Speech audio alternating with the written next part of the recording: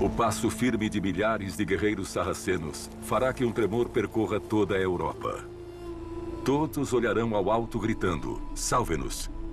E eu sussurrarei, não. Pois sois todos culpados.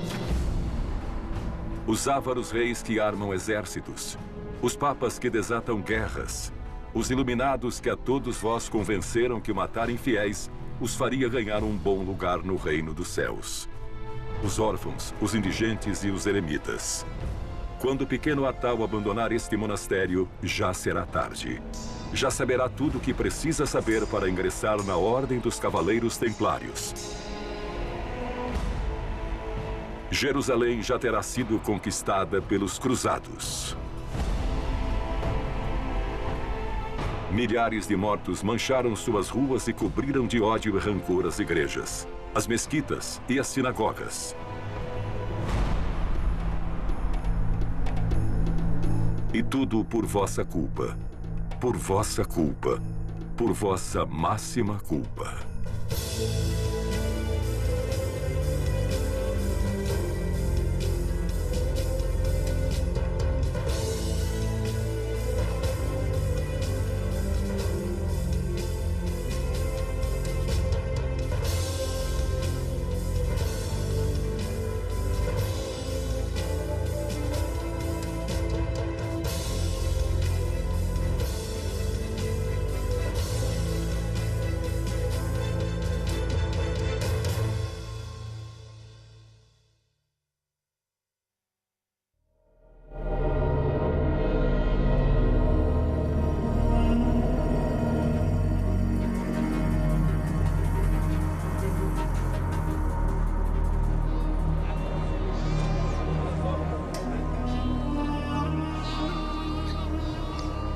Se um cavaleiro rouba a tua vaca, ele a leva para seu castelo. Lá, ele a assará no fogo. E na mesma noite celebra um suculento banquete, enquanto tu esqueça a tua vaca. Mas se roubam a tua terra, ela continuará aí. Não pode ser levada. Você sempre a estará vendo e não poderá esquecê-la. Ano da graça de 1118. Os cristãos governam Jerusalém.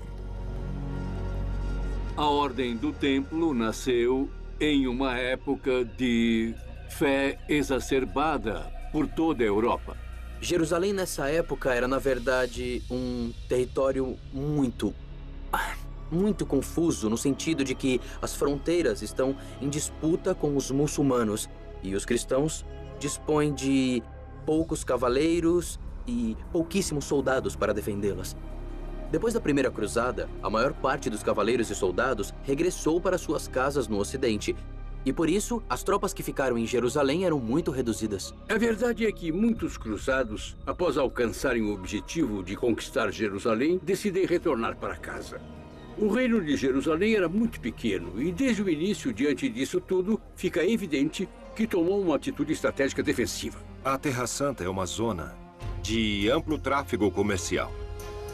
E, é claro, por conta disso, há uma série de bandos que se dedicam a assaltar tanto as caravanas quanto aos peregrinos. A peregrinação à Terra Santa era uma experiência muito perigosa. Normalmente, o peregrino não chegava a salvo. Isso gera uma necessidade automática de soldados, uma necessidade de policiais que protejam os peregrinos e protejam os cidadãos. E que, por consequência, estejam a cargo do reino que acabaram de conquistar. E houve uma série de cavaleiros, mandados por Hugo de Pains, que se ofereceram para proteger a chegada dos peregrinos à Terra Santa. E foram os primeiros cavaleiros templários. Balduíno II, rei de Jerusalém.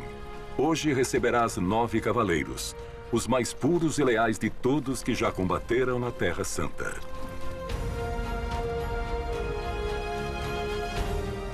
Nove cavaleiros que não recorrem a ti em busca de algum título ou novas oportunidades.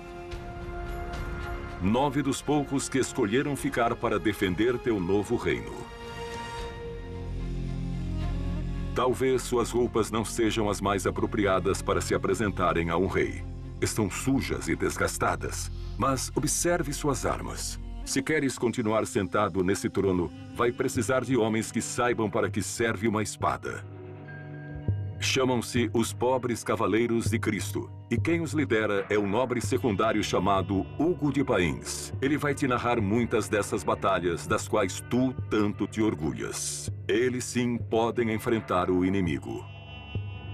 Em 1118, 9 cavaleiros propuseram ao rei Balduíno II, já na Jerusalém cristã, fundar uma nova ordem de cavalaria como apoio aos peregrinos que chegavam à Terra Santa. Essa entrevista com Balduíno, essa iniciativa que tinha o rei de Jerusalém de implementar e instrumentalizar esse grupo de cavaleiros é realmente decisiva na hora de se explicar o nascimento da Ordem do Templo. Tudo isso começa com 9 monges.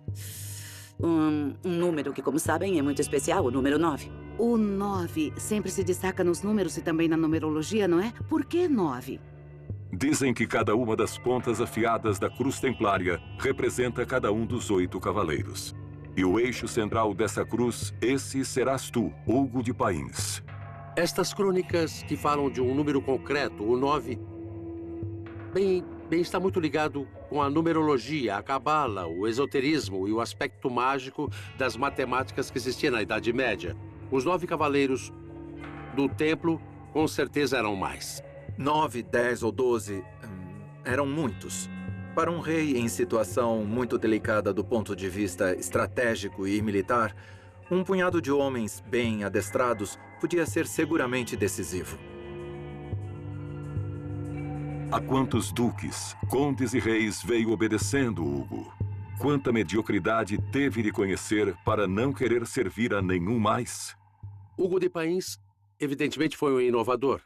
Essa ideia de mesclar, de fundir monge com soldado não tinha ocorrido a ninguém antes. Não sei bem se era um romântico, mas o que ele defendia desde o primeiro momento é que devia haver uma série de soldados preparados para a guerra e que soubessem combater para defender aos peregrinos que iam ao Santo Sepulcro. Deve ter sido um personagem muito carismático, porque convenceu a todos, a partir do zero, o que era complicado. Mas conseguiu. Sem dúvida, conseguiu. Balduíno II, rei de Jerusalém. Sangram-me os ouvidos ao escutá-lo. Crês realmente que Cristo necessita de um rei que governe seu reino? Sua soberba vai aumentando com o passar dos anos, fazendo que até te enterre na igreja do Santo Sepulcro, como se isso te garantisse um bom assento no reino dos céus. Hoje entregarás a custódia do Templo de Jerusalém para Hugo de Pains e seus pobres cavaleiros de Cristo. Sabemos que a Ordem do Templo recebeu do rei nada menos que uma parte do Templo de Salomão para se assentar logo de início. Esta ordem teve como primeiro nome os pobres cavaleiros de Nosso Senhor Jesus Cristo. E diz a tradição que o rei Balduíno lhes entregou as cavalariças do que teria sido o antigo Templo de Salomão, passando então a serem chamados de Ordem do Templo de Salomão. Logo de início, o rei se dá conta de que precisa ter um exército permanente. Ter uma elite que servisse de núcleo central do exército. O importante é que o rei de Jerusalém veja a oportunidade que lhe oferece um grupo de cavaleiros dedicados, em última análise, para defender o próprio reino de Jerusalém. Há um certo mistério com as origens da Ordem do Templo. Por que um cavaleiro, Hugo de Pains, um feudo de segunda categoria, por que ele conseguiu essa dotação?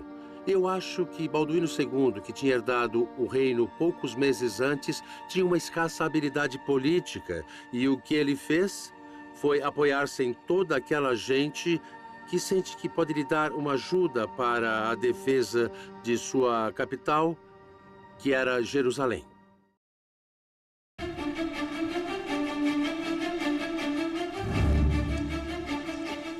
O templo construído por Salomão foi profanado tantas vezes que no dia em que tu, Hugo, e teus cavaleiros entrarem nele, só acharão ruínas. Mas o templo já não existia. O templo de Jerusalém foi arrasado. Aquele não era mais o mesmo templo, o templo de Salomão. Era o quarto templo que os judeus, os hebreus, construíram em Jerusalém. O templo de Herodes, o Grande. Este será vosso templo. Aqui permanecerão 9 anos, os primeiros 9 anos dos primeiros 9 templários. E nesses 9 anos, foi que disparou a imaginação e se acredita que encontraram a arca, a lança dos longinos. Tem muitas teorias sobre o que fizeram os 9 cavaleiros templários durante 9 anos no templo. Mas na verdade isso é um enigma. O que teriam feito os templários durante tanto tempo? Provavelmente seus 9 fundadores que ficaram 9 anos sem proteger a ninguém, porque não protegeram ninguém, embora fosse sua missão, fizeram algo além de rezar naqueles 9 anos em Jerusalém. Como não sabemos o que fizeram ou deixaram de fazer, tampouco sabemos se encontraram ou não algo valioso, tudo o que se diz é evidentemente pura especulação. Sobre os primeiros anos do templo, há poucos dados. E, na verdade, o que existe é realmente controverso, confuso, além de discutível. O que fazem os primeiros templários durante esses anos? Não tinham uma regra, não tinham nem sequer um hábito. Se dermos crédito a certas crônicas, não tinham nem roupas para se vestir. Ao que parece, além do lugar, o rei Balduíno II lhes entrega roupas, cavalos e o mínimo indispensável para o que viria a ser depois uma ordem de cavalaria. A que se dedicaram nesses primeiros anos? Em teoria, a defesa dos peregrinos. Mas, na realidade, os 10 primeiros anos foram um fracasso monumental. Não conseguiram nada. Não conseguiram crescer, não conseguiram novos adeptos para a ordem. Não havia uma forma regulamentada para que se fizesse um cavaleiro. Bastava simplesmente ir e dizer, eu quero ser cavaleiro do templo. Quero ficar aqui, neste lugar, neste templo, defendendo os peregrinos, defendendo a cristandade, entregar a minha vida a serviço desse ideal. Ano 1125 da era de Nosso Senhor Jesus Cristo. Os cimentos da igreja parecem estremecer cada vez que abres a boca. Acredita que a mesma igreja que cobre seus muros de ouro não deveria vestir seus filhos com farrapos. E agiste bem. Deves mesmo fazer que se envergonhassem por isso. Sois Bernardo de Claraval, o padre espiritual da Ordem de Cister. Teu nome já é conhecido por todos. Teu trabalho fará que vossas abadias floresçam por toda a Europa. Assenta as bases da Ordem da Cister, que se estende como pólvora fulminantemente e atravessa a Europa como um raio. Ergueram-se mais de 300 abadias pela Europa e, depois da sua morte, chegaram a ser 700. Bernardo de Claraval foi outro grande visionário. Não chegou a ser papa, mas tinha mais prestígio que qualquer papa de seu tempo. Era muito austero na forma de viver, desprendia-se de qualquer tipo de bem material, apenas comia, mas tinha problemas de úlceras devido à sua má alimentação, porque tinha essa ideia de austeridade, da pureza absoluta, quase sem comer. Escolha bem tuas palavras, Hugo. Não estás escrevendo a um abade qualquer. O apoio de Claraval à tua causa poderá ser decisivo. Mas antes, há que convencê-lo. Bernardo de Claraval era primo, era parente de Hugo de Pains. Logo o conhecia. Sem São Bernardo de Claraval, sem este abade, realmente o templo não teria sido o que foi. Esses pobres cavaleiros que custodiam o templo de Jerusalém parecem realmente dispostos a consagrar-se a Deus, a proteger a cristandade. Por acaso, não é essa a obrigação de todo bom cristão? Durante os primeiros anos, os templários crescem pouco. A regra era muito nova, embora já contasse com os votos de castidade, pobreza e obediência. E somente quando Bernardo Claraval escreve o elogio da nova milícia, a fim de incentivar os nobres para que ingressem nesta nova ordem, será quando a ordem do Templo de Salomão começa efetivamente a crescer. Sim, é certo que São Bernardo teve um papel importante. Entre outras coisas, escreveu todo um tratado, o Elogio da Nova Milícia, que é uma apologia, uma justificação dos templários. De onde se diz que os cavaleiros templários são os mais puros, os mais perfeitos, que era isso que se deveria fazer, que seria esse caminho que todo bom cristão deveria seguir. foi o primeiro a assentar as bases em uma longa carta em que expõe por que era necessário que os monges se convertessem em guerreiros, tomassem da espada e pudessem matar. São Bernardo e, portanto, Hugo consideravam a Ordem do Templo como um corpo de eleitos, pessoas entregues a Cristo, entregues a Deus, que deviam empunhar armas, que não tinham medo, que eram autênticos fiadores da fé de Cristo. Eram seus depositários, eram nada menos que guerreiros dispostos a entregar suas vidas, a se tornarem mártires pela fé. Vista teu corpo com a armadura de aço e teu espírito com a couraça da fé. Esse é o verdadeiro valente. Esse livro de Bernardo Claraval, O Elogio da Nova Cavalaria Templária, é realmente o texto que abre as portas. Para que uma ordem desse tipo funcione, é preciso uma regra, é preciso disciplina, é preciso uma organização. Bernardo Claraval sabia que os templários não tinham essa regra, que apenas tinham uma ideia, que constituiriam ali uma série de cavaleiros que querem ter um lugar em comum e uma vida em comum. Vê o objetivo perfeito. Ele, que era um cistercense, que conhecia muito bem a organização de uma comunidade, sabe que para que um mosteiro funcione, tudo tem que estar em ordem.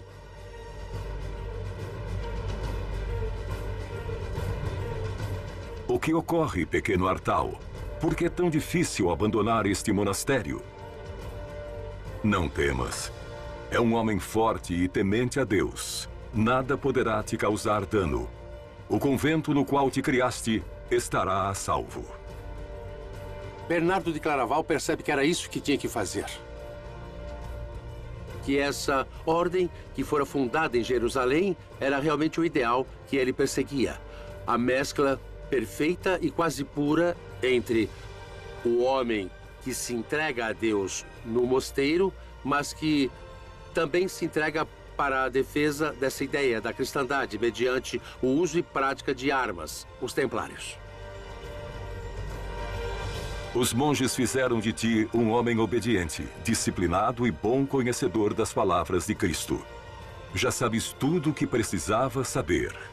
Pois o templo é a espada de Deus, e tu, templário, logo sereis o braço forte que empunha sua ira. Despeça-te destes muros, não voltarás a vê-los.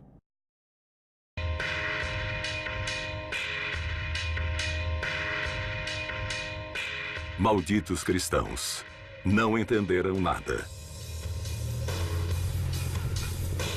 Realmente acreditaram que o Islã permaneceria recolhido? Ainda conservas 4 reinos na Terra Santa, mas logo todas as fronteiras serão atacadas sem compaixão.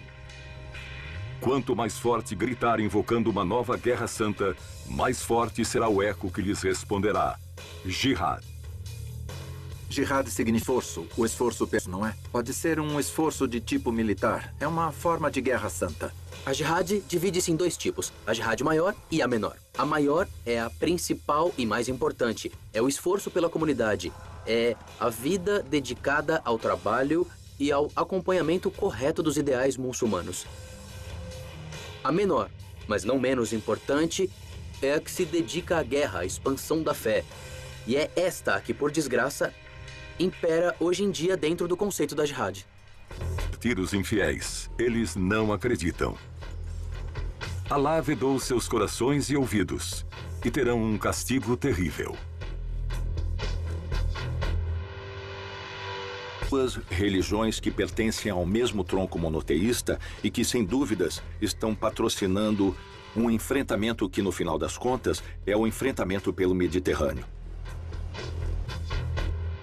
Quando perguntaram ao mensageiro de Alá qual é a melhor jihad, ele respondeu: a melhor jihad é aquela na qual o teu cavalo foi degolado e teu sangue derramado. É muito difícil, mas temos que evitar classificar os personagens em bons ou maus, porque isso implica em juízo de valores e implica em introduzir um elemento de juízo de moral. Nós, historiadores, não somos juízes, não temos que decidir quem é bom e quem é mau. Temos que explicar uma realidade.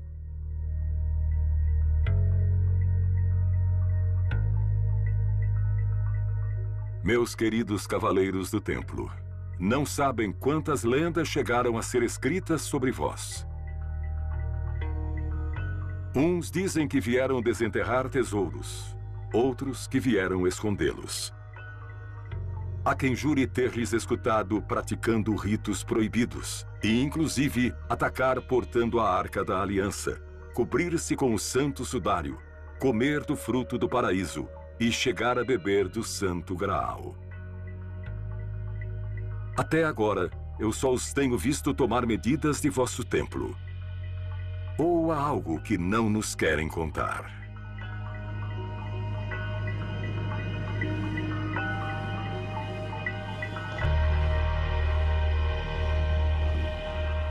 São Bernardo de Claraval incentiva uma missão que hoje não sabemos exatamente qual seria, mas sabe-se que existia sim um interesse em conhecer algo do cristianismo primitivo. É verdade que houve um intercâmbio de documentos entre Bernardo de Claraval e os 9 fundadores da Terra Santa, no que parece que de fato encontraram objetos sagrados.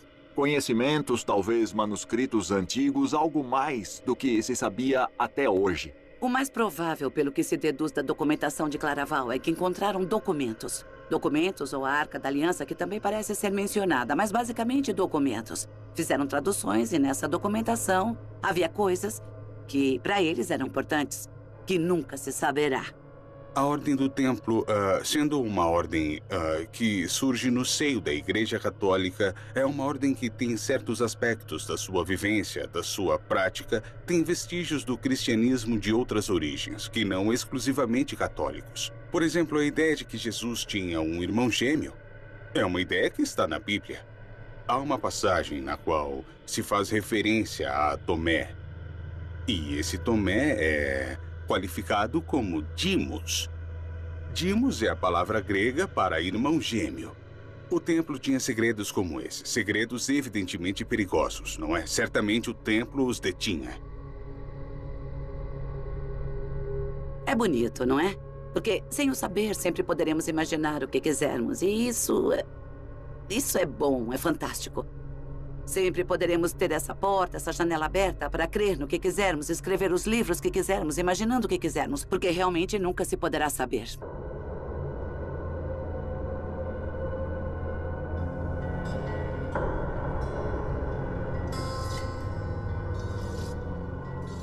Os Cavaleiros da Ordem do Templo, passado algum tempo, já haviam liberado todos os caminhos de ataques que mercenários e muçulmanos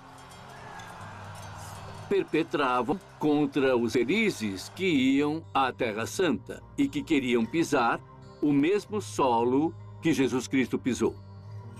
Os peregrinos que voltavam contavam histórias sobre a valentia desses cavaleiros que tinham jurado ser pobres, que tinham jurado fidelidade a Deus, que tinham jurado silêncio e que tinham jurado não ter relações com mulheres.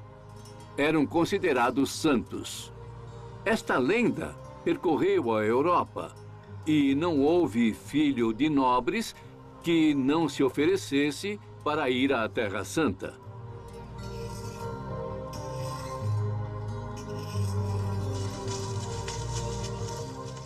Bem, Hugo.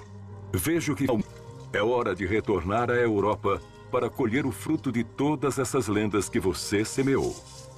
Diga-me que não sentia falta do cheiro desses bosques.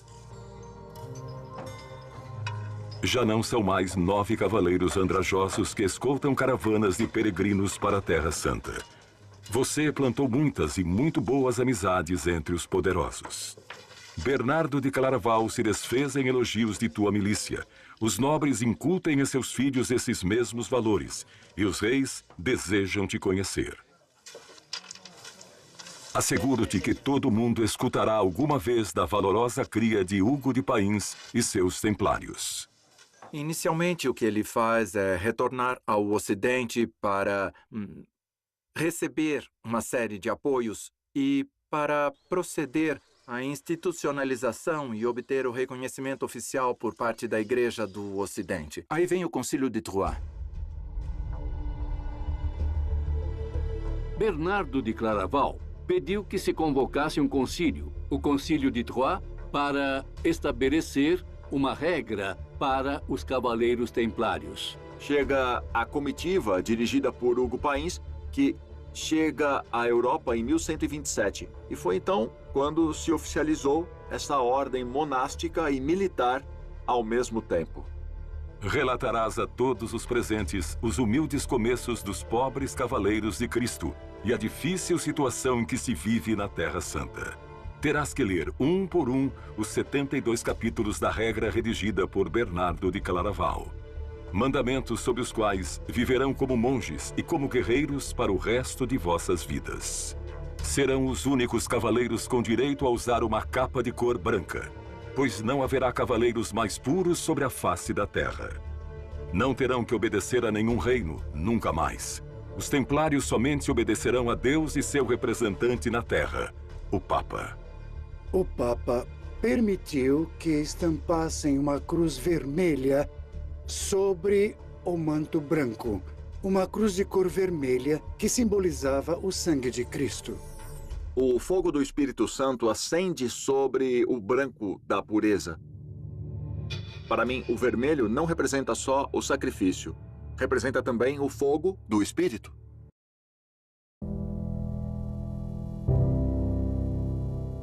Capítulo 22 da Regra do Templo. Os cavaleiros usam sempre hábitos brancos, que não está permitido a ninguém mais senão os nomes dos cavaleiros de Jesus Cristo. Capítulo 25. Aquele que quiser ter o melhor, terá o pior.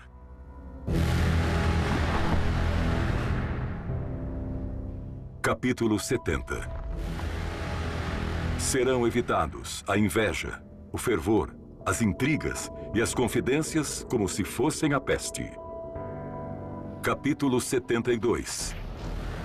Nenhum irmão beijará a viúva, nem a virgem, nem a amiga, nem nenhuma outra mulher.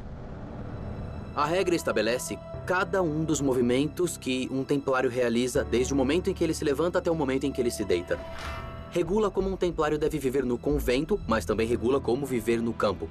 Regula como se nomeia um mestre ou como se nomeia um novo irmão que deseja entrar na ordem. Os templários deviam ser, segundo a regra, os primeiros a chegar ao campo de batalha e os últimos a sair. E eram proibidos de se retirar.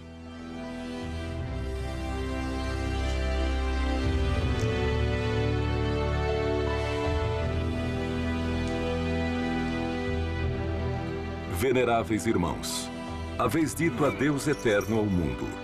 Não temam a aproximação do combate e estejam prontos para receber a coroa de mártir. Tomarei o cálice da salvação e imitarei em minha morte aquela de nosso Senhor, porque Cristo deu sua vida por mim, e eu estou preparado para dar minha vida por ele. Quando entravam para a Ordem dos Templários entre os jovens, havia algumas práticas de iniciação que eram muito violentas. Se preparavam para o sofrimento e, por isso, a dureza dessas práticas. O templário é um soldado. E o templário tem que estar preparado para receber treinamento de soldado, ou seja, para a guerra. E na guerra se mata ou se morre, é claro. Tem de estar preparado para matar e tem que estar preparado para situações realmente, tremendamente cruéis, inclusive criminais. Capítulo 14 da regra. Bebe-se água ou um pouco de vinho com água somente quando for vontade do mestre. Capítulo 16. Sempre dar graças com um coração humilde.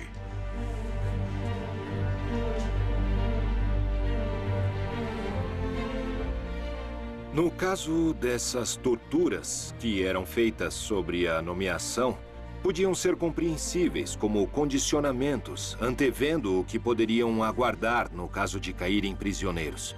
Um templário recebia um plano estrito de formação que passava por uma série de circunstâncias que anulavam, de certo modo, sua personalidade, sua própria forma, característica habitual de ser de cada um deles. Convertiam-se em instrumentos absolutamente frios que compunham a ordem.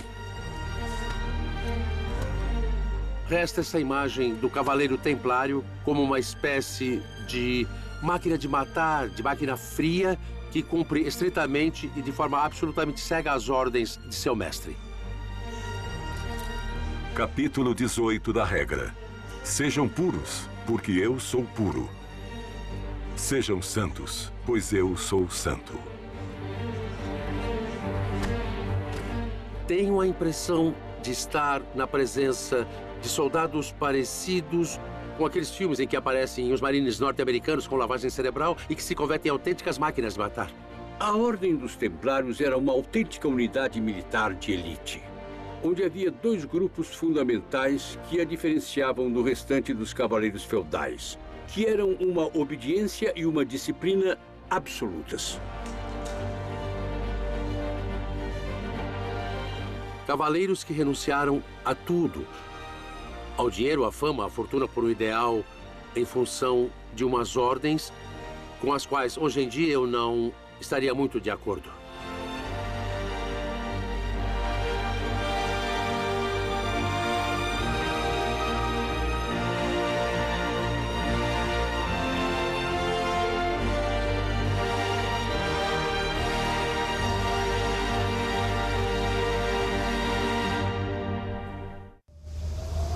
Ano 1128 da Era de Nosso Senhor.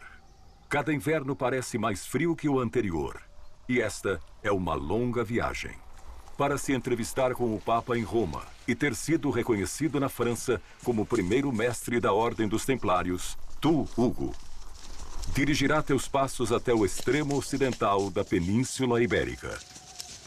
E o que tem a ver tudo isso com a Península Ibérica e com Portugal? Tanto os condados portugueses, futuro reino de Portugal, como Aragão, são regiões da Europa, junto com a França, em que os templários chegam primeiro. Dona Teresa, condessa dos condados portugueses. Apegou-se tanto ao poder que não suporta a ideia de não fazer sempre o que deseja. O que foi que tanto te atraiu a esses cavaleiros? Por acaso, não sabe que juraram castidade por toda a vida? Era condessa dos condados portugueses. Mas, no fundo, aspirava a ser rainha dos condados portugueses. Era uma mulher decidida, uma grande diplomata. Criou intrigas de todo tipo entre Galícia e Leão. Acredita-se que os templários poderiam ter chegado, inclusive, antes do Concílio de Troyes, no ano de 1126, mas do que não há dúvidas é que, em 1128, Dona Teresa lhes doou o castelo de Sur. O primeiro castelo da Ordem do Templo não será edificado na Terra Santa, e sim aqui, bem na fronteira entre o Islã e os condados de Dona Teresa de Portugal. Este será o primeiro castelo templário. O primeiro lugar será basicamente um lugar de fronteira entre a Lusitânia, ocupada pelo Islã, e a parte ocupada pelos cristãos, os condados portugueses, que tinham sua fronteira sobre o rio Mondego. Diferentemente de outras doações que os templários receberam na Europa, as da Península Ibérica tinham outra missão. Enquanto na Europa sua função era de arrecadar fundos, em Portugal, sua missão era fundamentalmente participar da Cruzada Ibérica, porque, ao mesmo tempo em que havia uma cruzada no Oriente, a Península Ibérica estava ocupada em 90% pelos muçulmanos, existindo também esse espírito de cruzada. Inicialmente, a missão dos cavaleiros foi de proteger os peregrinos, mas logo mudou e passou a ser de proteção também aos territórios. E é então quando se instituiu uma ordem autenticamente militar, como um exército.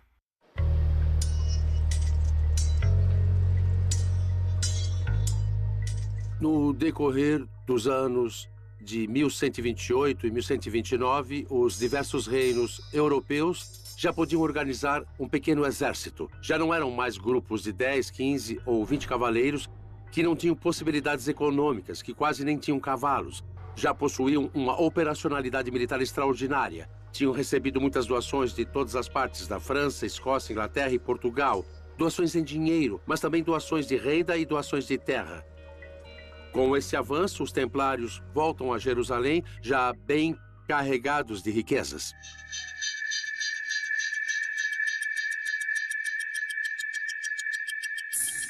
Por que não come, Bernardo? Suponho que esteja pregando como exemplo. Essa austeridade extrema que promove acabará te matando. Devias cuidar-se um pouco mais.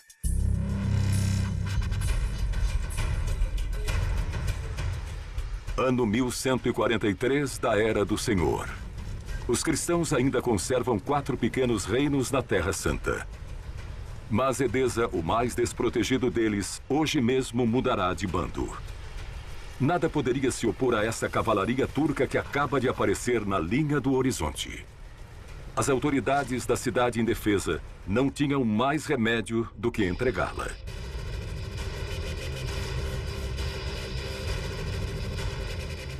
Assim que se soube da notícia em Roma, o Papa Eugênio III pede ajuda a todos os reis da cristandade. E tu, Bernardo Claraval, será o encarregado de levar a cabo essa divina missão, pregar a segunda das cruzadas. Sabe como te chamam as más línguas? Boca de mel, porque não há ninguém sobre a face da terra que não sejas capaz de convencer. Também o chamavam de o doutor meloso, relacionado com as abelhas, como se ele pudesse emitir mel cada vez que falava. Bernardo de Claraval tem uma capacidade para retórica e para eloquência em discursos realmente magnífica. Profere inúmeros discursos inflamados. Abri meus lábios e falei. Desventurados os que não ensanguentaram suas espadas. E nesse momento se multiplicaram os cruzados. Cidades e castelos ficaram vazios. Dificilmente se encontra um homem para cada 7 mulheres. A Europa ficou cheia de aldeias com viúvas ainda em vida. Estas serão tuas palavras, Bernardo, não as de Deus. És tu quem os envia para cavarem suas próprias sepulturas. Todas essas almas, cheias do mel de tuas palavras, gritam: dá-me uma espada. Não deixa de ser um homem que se acredita dotado de uma grande capacidade messiânica. Capacidade essa que exala em todos e cada um de seus discursos, que mais do que discursos são verdadeiras exortações para convencer as pessoas de que precisam cumprir o preceito fundamental que é a defesa da cristandade. 2 exércitos gigantescos com mais de 70 mil homens cruzaram a Europa e se reuniram em Jerusalém. Não fizeram essa longa viagem para se conformar atacando cidades pequenas. E o rei Balduíno e seus temíveis cavaleiros templários logo os convencerão de que juntos poderiam ir até Damasco e conquistá-la. A capital síria seria um excelente butim. Mas Damasco já os aguardava. As hostes do Islã já sabem como vencer os cruzados e voltarão a fazê-lo mais uma vez. Depois de 30 dias de combate, de se retirar com o rabo entre as pernas. A segunda das muitas cruzadas que estavam por vir será um completo desastre para a cristandade.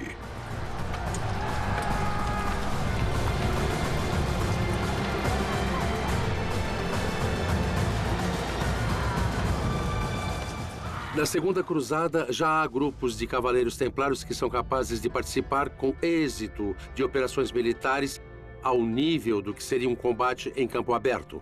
Não sabemos exatamente quando surgiram na batalha, mas, sem dúvida, na Segunda Cruzada já participaram em campanhas militares. As cruzadas, como objetivo cristão, segundo os evangelhos e segundo as ideias cristãs de fraternidade e amor ao próximo, foram um completo fracasso.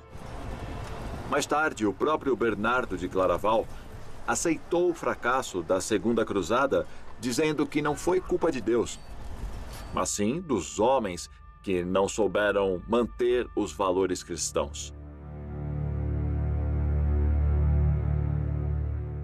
Ingratos. Culparam a você por essa dolorosa derrota. Esse será o teu fim, Bernardo. prostrado na cama, débil e esquecido. Faz tempo que não retens a comida e tuas pernas estão inchadas. São Bernardo de Claraval não era um qualquer e sua ordem não era qualquer ordem. Marcou os séculos fundamentais da história em toda a Europa.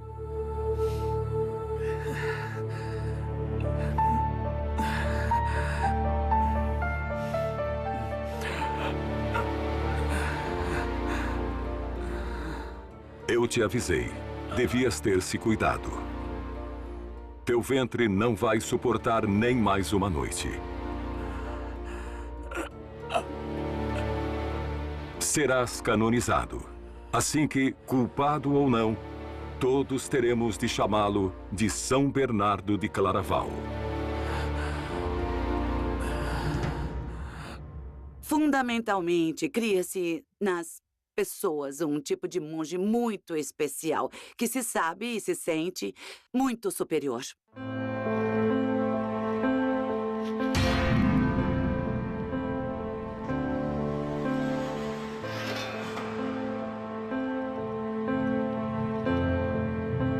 Quando Bernardo de Claraval disse que são cavaleiros e também monges místicos e que realizam um duplo combate, um combate contra os infiéis, contra os inimigos da Europa e da cristandade, e um combate contra os inimigos invisíveis, o combate contra um demônio interior. É muito importante saber que os templários tinham um ideal que não era só de guerra física, e sim que havia um ideal com objetivos espirituais.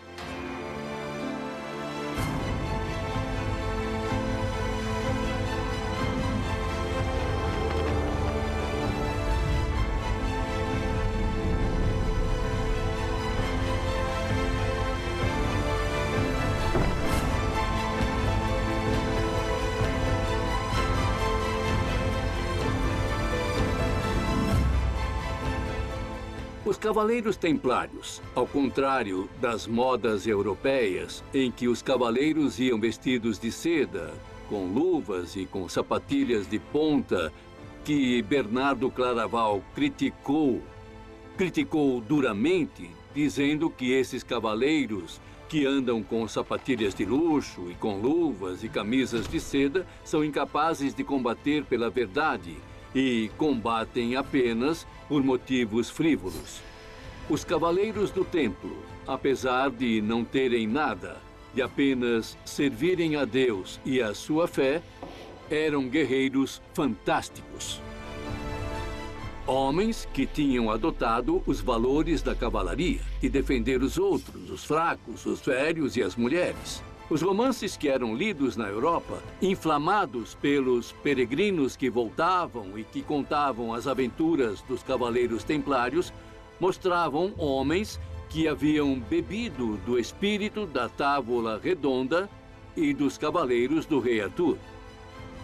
Toda aquela gente que ia a Jerusalém para servir na Ordem dos Templários, no fundo, o que estava buscando era a Távola Redonda do rei Arthur.